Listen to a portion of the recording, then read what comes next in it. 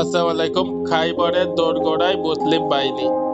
সর্বশেষ রাষ্ট্রে মুসলমানরা অতিবাহিত করলেন খৈবরের একান্ত তদ্দিনেই সে রাতের আখেরি প্রহর কেটে সূর্যোদয় হলেই এই শুরু হয়ে যাবে এক রক্তক্ষয়ী লড়াই। অথচ ইহুদিরা তাও টেরই পেল না। আর রাসূল কারীম সাল্লাল্লাহু আলাইহি সাল্লাম এর অভ্যাস ছিল রাতের বেলা তিনি যে কওমের কাছে আসতেন ভোর হওয়ার আগ পর্যন্ত তাদের উপর রাতের অন্ধকারে কাপুরুষোচিত হামলা চালাতেন না। সুবহে সাদিক হলে তেজ রাতের অন্ধকার বাকি থাকতেই সাহাবে কেরামকে দিয়ে তিনি ফজরের নামাজ আদায় করে। তারপর মুসলমানরা প্রহরীতে উঠে সামনে অগ্রসর হতে থাকেন।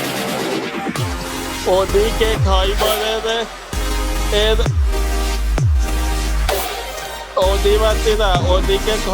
অধিবাসীরা ভোরে নিজেদের কাছে কোদাল সঙ্গে দিয়ে ক্ষেত খামারের দিকে পা বাড়াচ্ছিল, কিন্তু তারা পুরো ঘটনার কিছুই জানত না। মুসলিম বাহিনী তাদের চোখ পড়লে তারা যেন ভূত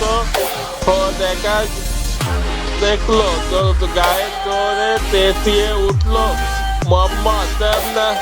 আল্লাহর কত বরকত বাহিনী দিয়ে এসে গেছে। এভাবে চেঁচাতে দ্রুত পালিয়ে শহরের ভেতরে চলে গেল।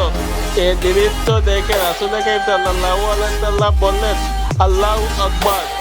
খৈবরের বিরাজ হয়ে গেছে। আল্লাহু আকবার!